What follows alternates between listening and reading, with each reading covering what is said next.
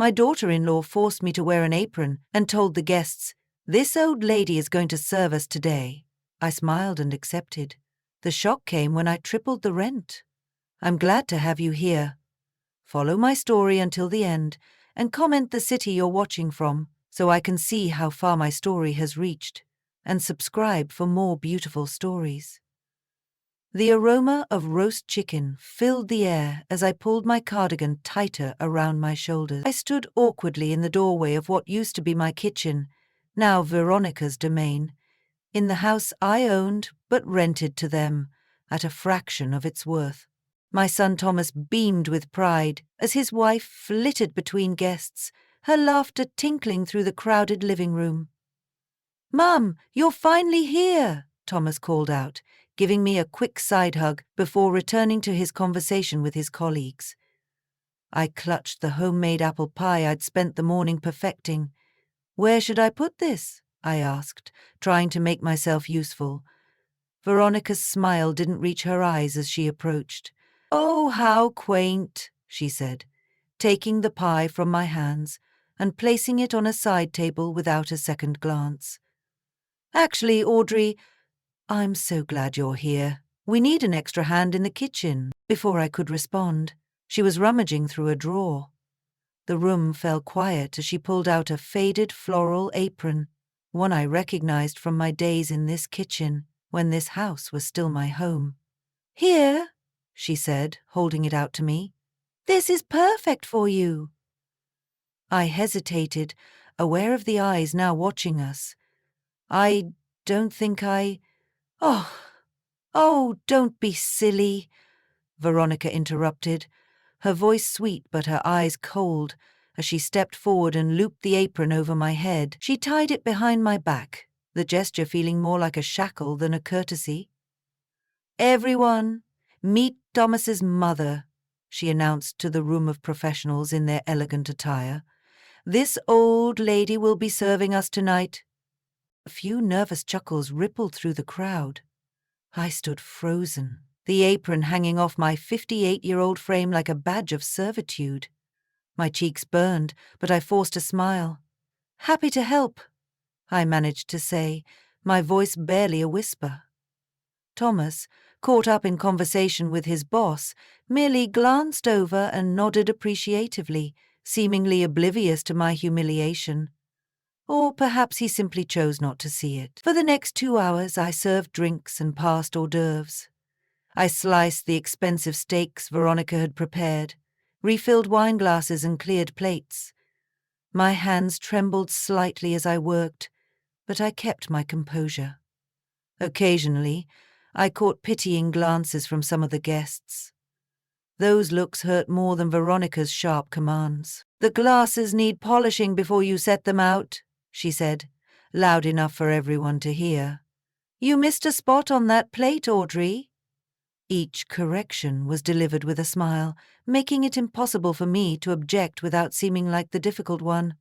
So I nodded and complied, swallowing my dignity with each "yes, of course, and right away."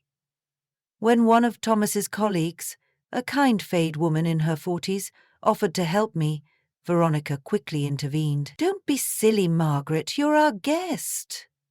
Audrey doesn't mind, do you? This is what mothers do." She placed her hand on my shoulder, squeezing just a little too hard. "Of course not," I replied, the words ash in my mouth. Later, as I was washing dishes in the kitchen, I heard Veronica in the dining room. "Thomas's mother is just so traditional," she was saying. "She insists on helping. You know how women of that generation are. They don't know what to do with themselves otherwise." I scrubbed a stubborn spot on a casserole dish, fighting back tears. How had it come to this? The house that my late husband John and I had saved for years to buy, where we had raised Thomas with so much love, had become a place where I was nothing more than the help.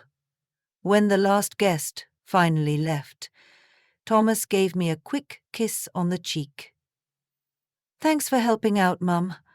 Veronica really appreciated it." My son's inability to see what had happened broke something inside me. I nodded, not trusting myself to speak. "You can leave those dishes," Veronica said, yawning dramatically. "I'm exhausted from hosting. Just let yourself out when you're done, okay?"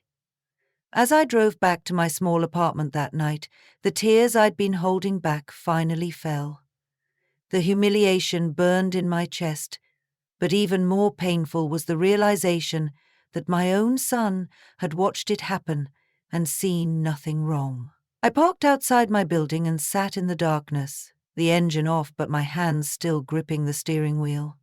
For years, I'd swallowed every slight, excused every dismissal, all to keep the peace, to stay in Thomas's life.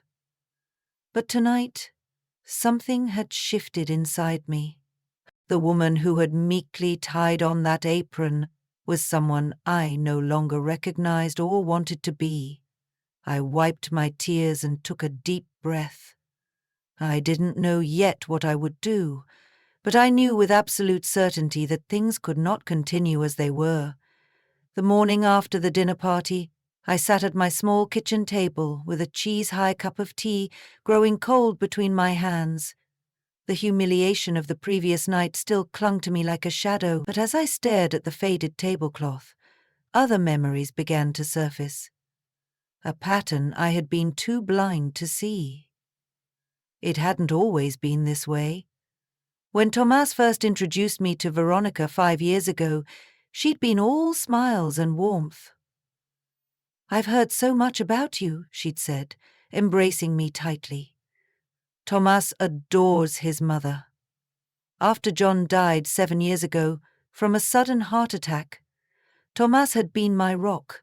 For those first 2 years he'd visited regularly, called daily, and made sure I was never alone on holidays." Then Veronica entered the picture, and everything changed, so gradually that I hardly noticed it happening. The first slight was so small, I almost convinced myself I'd imagined it. We were celebrating Thomas's birthday, and I'd brought a family photo album as a gift. "Oh, these old pictures," Veronica had said with a light laugh. "They make the house look so dated, don't they? Maybe we should keep them in storage." Thomas had looked uncomfortable, but said nothing. And by the next visit the album had disappeared from the coffee table. Then came the Christmas, when tradition dictated that we bake John's secret recipe cookies together, something Thomas and I had done every year since he was a child. "I've actually planned a different menu this year," Veronica had announced, "something more sophisticated than those simple cookies." The hurt in Thomas's eyes had been visible, but again he'd remained silent, and so had I. The incidents multiplied. My suggestions for their wedding were politely dismissed. My offers to help with their new home renovation were declined because my aesthetic was too traditional. My phone calls began going to voicemail more often. My invitations to Sunday dinners were accepted less frequently, always with a plausible excuse. "Mom, we're just so busy with our careers," Thomas would explain, sounding genuinely regretful. "You understand, right?" And I did understand, or thought I did. I told myself that young couples needed space, that Thomas was building his own life, that it was natural for a son to prioritize his wife. But now I wondered how much of that distance had been orchestrated by Veronica. The house had been another turning point. After John died, the 4-bedroom home felt too large, too empty. When Thomas and Veronica mentioned they were looking to buy a place, I offered them a deal. They could rent my house for a fraction of market value, and I would move into a small apartment nearby. "That's so generous, Audrey," Veronica had said, her eyes calculating. "But we insist on a formal rental agreement. We wouldn't want any misunderstandings." At the time, I thought she was being sensible. Now, I realized she was establishing boundaries, making it clear that, despite my generosity, I had no claim to the space. Once they moved in, my visits became increasingly restricted. "We're renovating that room," or "we have guests coming later," or Thomas is working from home and needs quiet. When I did visit, I noticed small changes that erased my presence. The kitchen I had designed with John was remodeled without consulting me. Family photos were replaced with modern art. My garden was paved over for a patio. We wanted to put our own stamp on the place, Thomas had explained when I couldn't hide my shock at seeing my beloved rose bushes gone. Veronica has a real eye for design. Then there were the comments, little digs so subtle that objecting to them would make me seem oversensitive. That outfit is certainly comfortable, isn't it, Audrey? Veronica would say, eyeing my clothes with barely disguised distaste. Your generation just doesn't understand modern careers, she'd sigh when I asked about their work. It's cute how you struggle with that smartphone. Technology moves so fast once you reach a certain age. Each remark chipped away at my confidence, made me feel increasingly irrelevant. And Thomas never defended me. Sometimes he'd pause or change the subject, but he never confronted his wife about her behavior. I had made excuses for him, too. He was busy. He was trying to keep the peace. He didn't notice the subtle barbs. But last night, there had been nothing subtle about making his mother serve dinner in an apron while being called old lady in front of his colleagues. The realization was like ice water in my veins. This wasn't just about Veronica. My own son had stood by and watched me be degraded, and he had done nothing. The tea had gone completely cold now. I pushed it away and stood up, walking to the window of my small apartment. From here, I could just see the edge of my old house. The home where Thomas had taken his first steps, where John and I had built our lives, where I had nursed both of them through illnesses and celebrated every milestone. The house I had practically given to them, out of love. A knock at my door startled me from my thoughts. I opened it to find Eleanor, my oldest friend, standing there with concern etched on her face. "I've been calling you all morning," she said, stepping inside without waiting for an invitation. "What happened last night? You looked terrible." As I began to tell her about the dinner party, my voice broke. Eleanor listened in growing horror, her expression shifting from concern to outrage. "Audrey," she said finally, taking my hands in hers, "this has gone on long enough. Tell me honestly, how long have you been letting them treat you like this? How long?" Eleanor's question hung between us. "Forever, I suppose," I answered, sinking back into my chair. "It just got worse so gradually that you convinced yourself it was normal," Eleanor finished for me, her voice gentle but firm. She had known me for over 30 years, had been there through John's illness, his death, and the difficult years that followed. If anyone could see through my excuses, it was her. I spent the next hour telling Eleanor everything, each small slight, each exclusion, each moment when Thomas had chosen silence over standing up for me. Speaking the truth aloud made it impossible to ignore how systematic the mistreatment had become. "You know what the worst part is?" I said, my voice barely above a whisper. "I kept thinking that if I just tried harder, if I was more accommodating, more helpful, less demanding, they would want me around." Eleanor squeezed my hand. "Oh, Audrey, this was never about you not being enough." After Eleanor left, promising to check on me later, I tried to distract myself with housework, but my mind kept returning to the night before, replaying each humiliating moment until I couldn't stand the confines of my small apartment anymore. I decided to walk to the local park, hoping fresh air might clear my head. It was early afternoon on a weekday, so the park was relatively empty. Just a few mothers with young children and elderly couples feeding the ducks.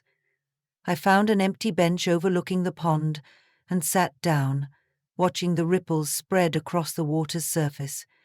About 20 minutes later, a familiar laugh caught my attention. I turned to see Veronica sitting at a cafe across the street, engaged in animated conversation with another woman. Their table was close enough to the sidewalk that snippets of conversation carried to where I sat. I should have left. I should have walked away in the opposite direction.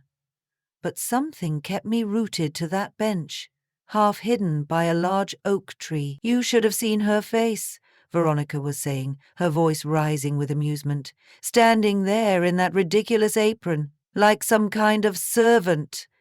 The other woman, a sleek blonde I recognized vaguely as one of Veronica's friends, leaned forward. "Wasn't she embarrassed?" "Of course not," Veronica replied dismissively. "She doesn't even realize how pathetic she looks, always hovering around, desperate to be included. It's actually sad." Each word was a needle, piercing my heart.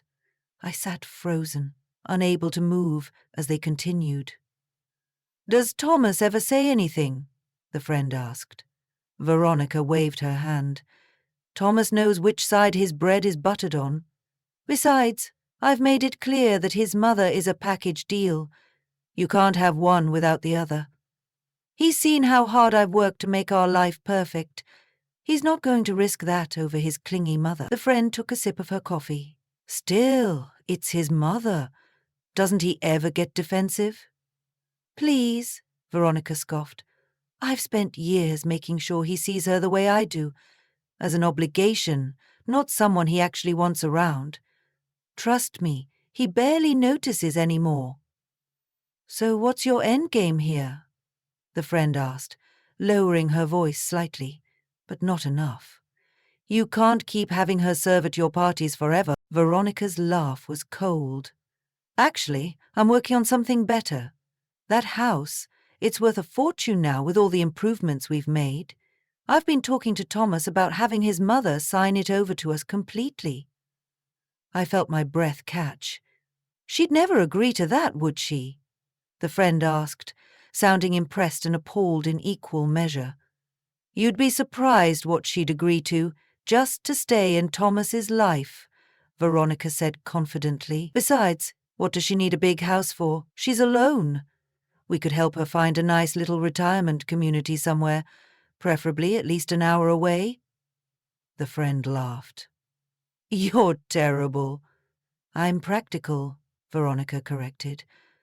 "I've put years into creating the perfect life. I'm not about to let some needy old woman ruin it now." "I don't remember standing up. I don't remember walking away from the park. I only remember the ringing in my ears and the burning in my chest as their laughter followed me down the street. Somehow, I found myself back at my apartment, sitting on the edge of my bed, staring at nothing. The afternoon sun slanted through the blinds, casting bars of light across the carpet, but I felt cold to my core. Years.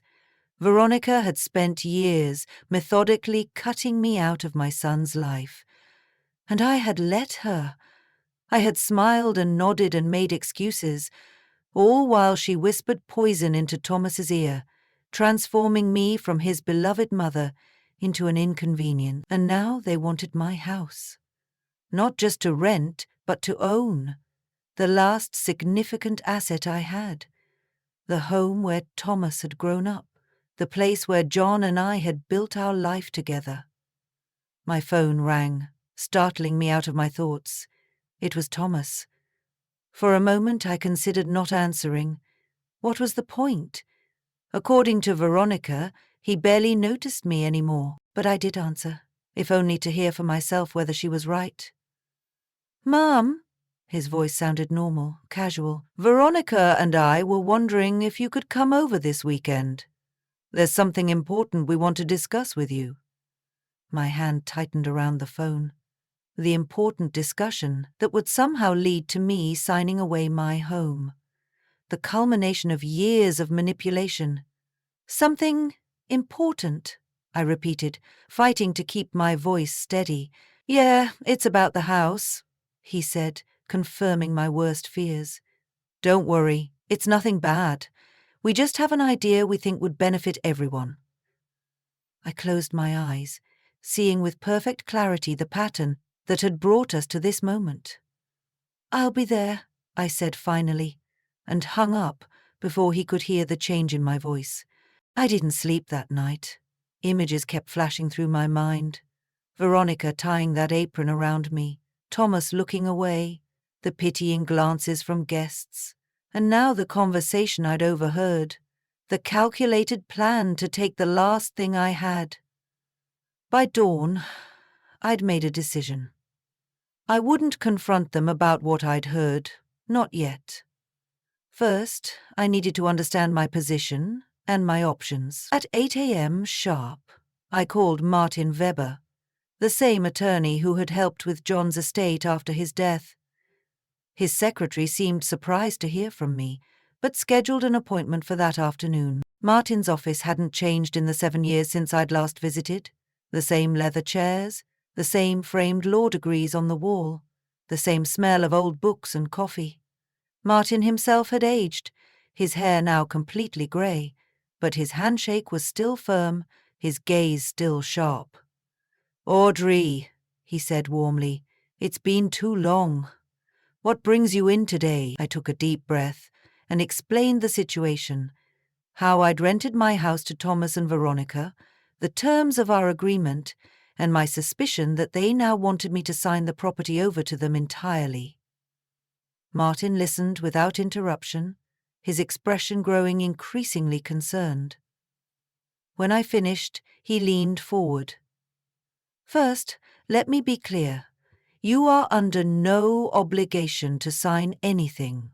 That house is yours, free and clear." His reassurance loosened something in my chest. "But the rental agreement—" "Let's look at it," he said, extending his hand. I pulled the document from my purse and watched as he reviewed it, his frown deepening. "Audrey," he said finally, "this rental rate is well below market value. Have you ever increased it since they moved in?" I shook my head. "I wanted to help them." "That's admirable," he said carefully, "but according to this agreement, you're entitled to adjust the rent annually. You've never exercised that right?" "No," I admitted. "It didn't seem necessary." Martin leaned back, tapping his pen against the desk. "The real estate market in your neighborhood has exploded in the last few years. Properties similar to yours are renting for 3 times what you're charging." I blinked, processing this information. 3 times? "At least," he confirmed. "You've been extremely generous, perhaps too generous." The implications settled over me slowly. I hadn't just been accommodating, I'd been allowing myself to be taken advantage of, in a significant financial way. "What would happen if I increased the rent?" I asked hesitantly. "According to this agreement, you'd need to provide 30 days' notice, but legally you could adjust it to match market rates." He paused, studying me. "Is that what you're considering?" I thought of Veronica's cold laugh, her casual cruelty, her systematic campaign to erase me from my son's life. I thought of my own complicity, how I'd allowed it all to happen in the name of keeping peace. "Yes," I said, my voice stronger than I expected. "I think it's time I stopped undervaluing what's mine." Martin nodded and began outlining the steps I would need to take. By the time I left his office, I had a clear plan and a new sense of purpose. My next stop was Lillian Hayes, a real estate agent who had worked with several of my friends. Her assessment of my property's rental value confirmed what Martin had said. I could easily triple the rent and still be within market range, especially given the upgrades Thomas and Veronica had made to the house. "The irony," Lillian noted with a wry smile, "is that their renovations have only increased the property's value, which means a higher potential rent." And I spent the rest of the day doing research, making calls, and preparing myself for the meeting with Thomas and Veronica. This wasn't about revenge. It was about reclaiming my dignity, about establishing boundaries that should have been in place years ago. That evening, Eleanor called to check on me. When I told her what I'd learned and what I planned to do, she was silent for a long moment. Are you sure, Audrey? She finally asked. This could change your relationship with Thomas permanently. The relationship has already changed, I replied, surprising myself with my certainty. I just refuse to see it. All I'm doing now is acknowledging reality and protecting myself. And if they react badly, I sighed, the pain of that possibility still sharp. Then at least I'll know exactly where I stand with my son. The day of the meeting, I dressed with unusual care. A blue dress that John had always loved, pearl earrings he'd given me for our 25th anniversary, a touch of lipstick. I wasn't dressing for Thomas or Veronica. I was dressing for myself, for the woman I was reclaiming. I arrived at the house, my house, exactly on time. Thomas opened the door with a smile that didn't quite reach his eyes. "Mom, good to see you," he said, kissing my cheek perfunctorily. "Come in. Veronica's just finishing up in the kitchen." I stepped into the foyer, noticing anew all the changes they'd made. The wall color, the fixtures, the absence of family photos. It was as if they'd systematically erased every trace of the life John and I had built here. Veronica emerged from the kitchen, her smile as artificial as the flowers in the vase behind her. "Audrey, right on time," she said, as if my punctuality were a surprise. "Let's sit in the living room, shall we? I've prepared some refreshments." I followed them into what had once been my favorite room in the house, now transformed beyond recognition. As I sat on the edge of a sleek leather sofa that had replaced my comfortable old one, I felt a strange calm settle over me. Thomas and Veronica exchanged glances before Thomas cleared his throat. "Mum, we wanted to talk to you about something important. It's about the house." "Actually," I said, my voice steady, "I have something to discuss with you as well. But please, go ahead." Thomas looked momentarily thrown off balance, but recovered quickly. "Well, Veronica and I have been thinking. You're all alone in that apartment, and this house has so much space. We've been discussing the future, and we think it might make sense to make some changes to our arrangement." Veronica leaned forward, her expression carefully composed. "What Thomas is trying to say, Audrey, is that we think it would be best for everyone if you transferred ownership of the house to us." There it was, exactly as I'd overheard in the park. I kept my face neutral as she continued. "You don't need the responsibility of property ownership at your age," she said smoothly. "We'd make sure you were taken care of course. There's a lovely retirement community just outside the city that would be perfect for you." I allowed the silence to stretch for a moment before responding. "That's interesting," I said finally, because I'd been doing some thinking about the house myself. "You've been thinking about the house?" Thomas asked, confusion crossing his face. I nodded, opening my purse and removing a folder. "Yes, I've been consulting with a real estate agent and my attorney." Veronica's smile faltered slightly. "Oh, what about?" "The rental agreement," I said, keeping my voice even. "It seems I've been significantly undercharging you for quite some time." Thomas's brow furrowed. "Mum, what are you talking about?" I withdrew the market analysis Lillian had prepared for me and placed it on the coffee table. "According to current market rates, properties comparable to this one are renting for 3 times what I've been charging you." The silence that followed was deafening. Veronica recovered first, her laugh brittle. "Audrey, you can't be serious. We're family, not some random tenant." "I'm very serious," I replied, my voice calm despite the hammering of my heart. "And being family doesn't mean I should be taken advantage of." Thomas leaned forward, his expression darkening. "Taken advantage of?" "Mum, we've put thousands into renovating this place." "Yes, renovations that have only increased the property's value," I pointed out. "And while you've been enjoying below Magnus rent, I've been living in a cramped apartment, watching my retirement savings dwindle because I've been subsidizing your lifestyle." "That was your choice," Veronica snapped, her facade of politeness beginning to crack. You offered us this arrangement. I offered to help, I corrected her, not to be exploited. Thomas stood up abruptly. This is ridiculous. After everything we've done? Everything you've done, I interrupted, my composure finally slipping. Like having me serve your guests while wearing an apron?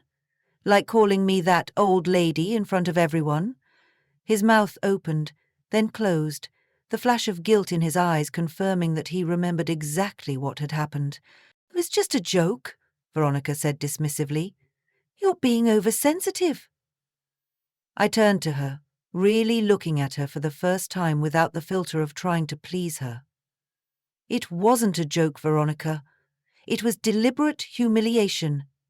Just like the jokes about my clothes, my age, my opinions. Just like excluding me from family events or rescheduling them without telling me. Thomas was shaking his head. Mum, that's not fair. Not fair? My voice remained level despite the emotion building inside me. What's not fair is hearing my daughter-in-law tell her friend that she's been methodically turning my son against me for years. What's not fair is discovering that the two of you planned to convince me to sign over my house so you could ship me off to some retirement community. Veronica's face drained of color. You were spying on me. I was sitting in the park, I replied. You were the one speaking loudly enough for everyone to hear. How you've put years into making sure Thomas sees me as an obligation, not someone he actually wants around. Thomas turned to Veronica, confusion and the first hints of anger crossing his face. What is she talking about? Veronica's eyes darted between us, her expression hardening. She's obviously confused. Imagining things. I'm not confused, I said firmly, and I'm done being manipulated and dismissed.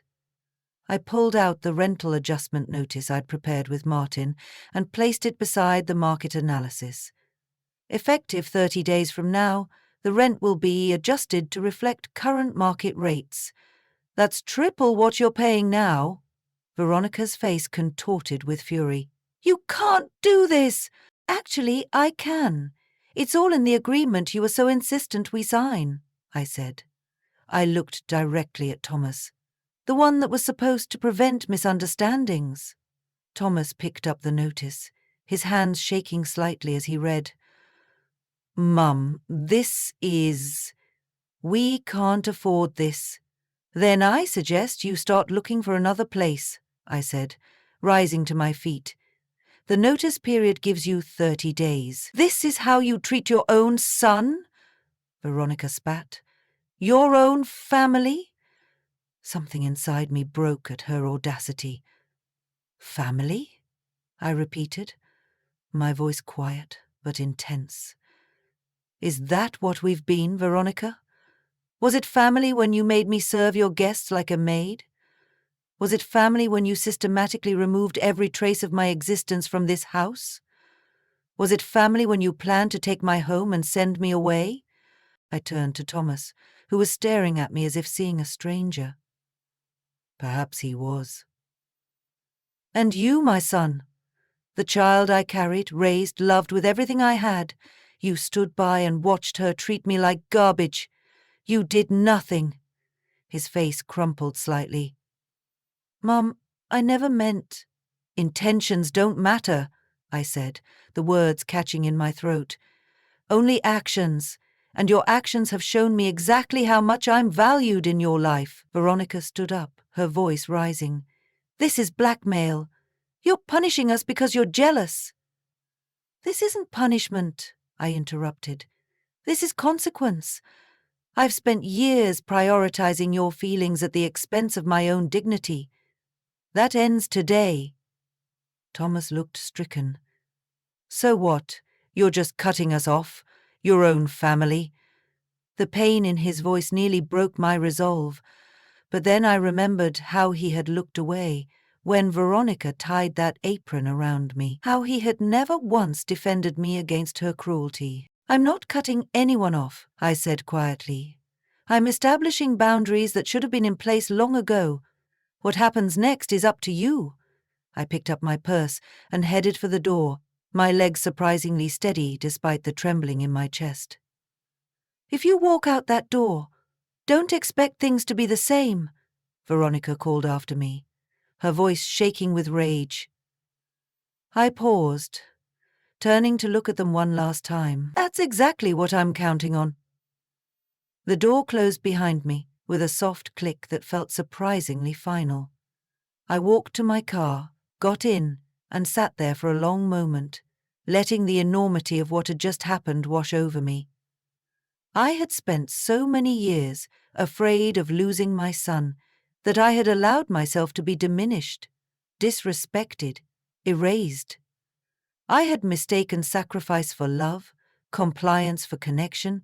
As I drove away from the house, I felt a complex mixture of grief and liberation. I didn't know if Thomas would ever understand why I had done this. I didn't know if our relationship could survive it. But for the first time in years, I was choosing to value myself.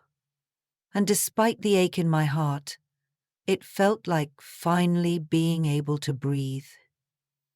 2 weeks passed without a word from Thomas or Veronica. I kept myself busy, trying not to count the hours since our confrontation, trying not to second-guess my decision. Eleanor checked on me daily, bringing casseroles I didn't eat and reassurances I struggled to believe. "They'll come around," she said one evening as we sat in my small living room. "Thomas just needs time to process everything." I wasn't so sure. The look on his face when I'd left, a mixture of shock, betrayal, and something that might have been shame, haunted me. Had I gone too far? Had I destroyed whatever connection remained between us? What if he... I asked softly. "What if I've lost him for good?" Eleanor took my hand. "Then you'll survive that too, Audrey. But give him a chance to surprise you." On the 18th day after the confrontation, my phone rang. Thomas's name appeared on the screen. My hand trembled as I answered. "Hello? Mum?"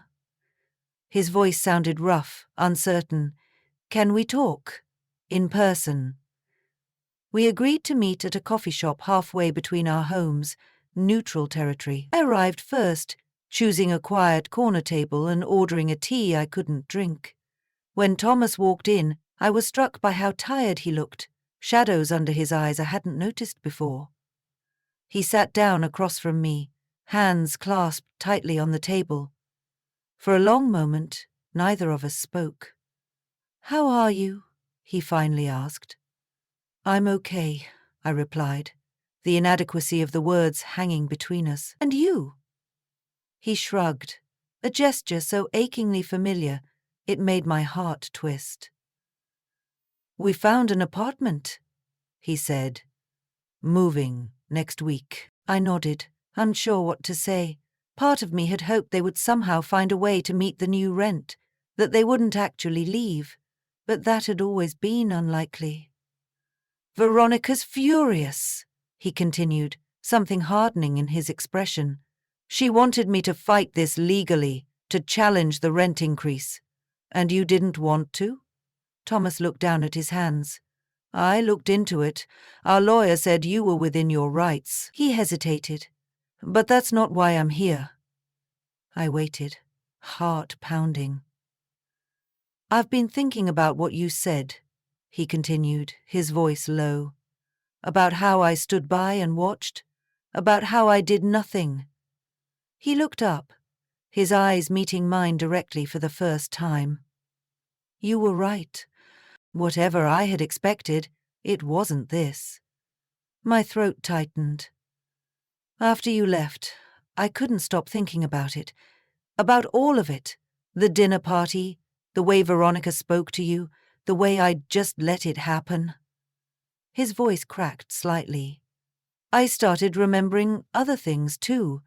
Comments she made, plans that mysteriously changed when you were supposed to join us.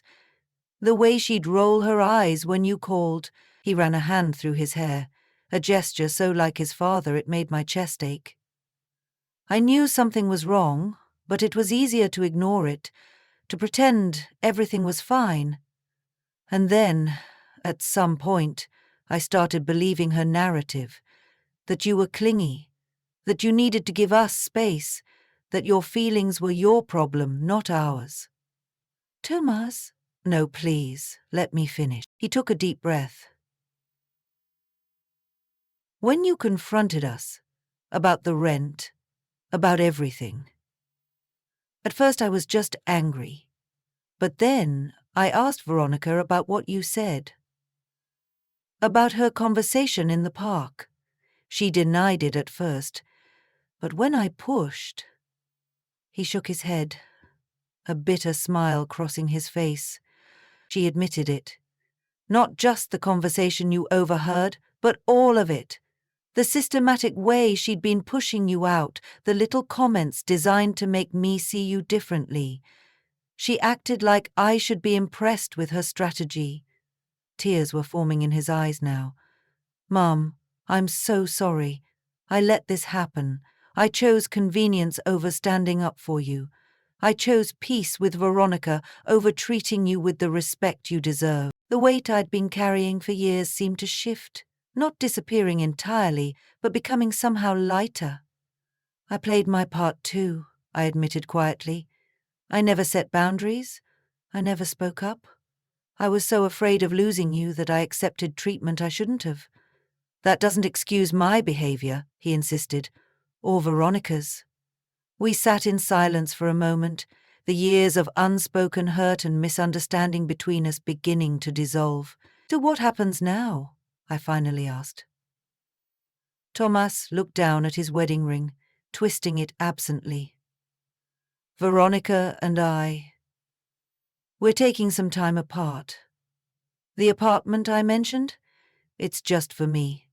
I can't be with someone who would treat my mother that way, who would manipulate me like that. I reached across the table, covering his hand with mine. I never wanted to come between you and your wife. You didn't, he said firmly. She did that herself. And honestly, I'm starting to see that her treatment of you was just one symptom of larger problems between us.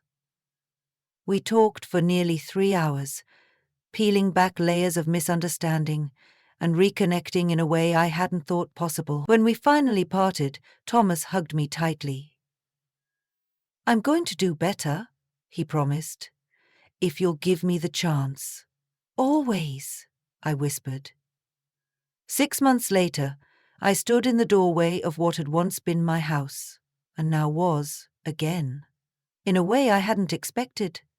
After Thomas and Veronica separated, he had moved into a small apartment across town, beginning the difficult process of disentangling his life from hers. The divorce was still ongoing, complicated by Veronica's bitterness and demands. I had rented the house to a young family, a doctor, her husband, and their 2 small children. The rent they paid, set at fair market value, had transformed my financial situation, allowing me to move into a more comfortable apartment and even set aside money for travel. Today, Thomas and I were meeting the family for the first time since they'd moved in. Their daughter, a precocious 5-year-old with braids, led us through the rooms, proudly showing us the changes they'd made. I was a little surprised, seeing how dark the rooms were. There was a little side hall with branded sheets on it. The walls were a warm yellow now. The kitchen had been updated, but somehow the house felt more like itself than it had in years.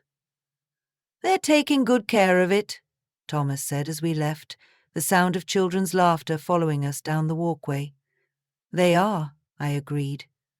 It feels like a home again. We'd developed a new routine over these months. Sunday dinners at my apartment, occasional movies, long conversations where we continued rebuilding the trust that had been damaged. It wasn't perfect. There were still moments of awkwardness, echoes of old patterns we had to consciously break. But there was also a new honesty between us, a mutual respect that hadn't existed before. I had learned to speak up when something bothered me. Thomas had learned to listen, really listen. As we walked to our cars, Thomas turned to me. "I've been thinking," he said hesitantly. "Maybe we could take that trip to the Grand Canyon we always talked about. For your birthday next month?" A trip his father and I had dreamed of, that we'd promised to take Thomas on someday. A dream that had been set aside after John died, then forgotten in the years of tiptoeing around Veronica.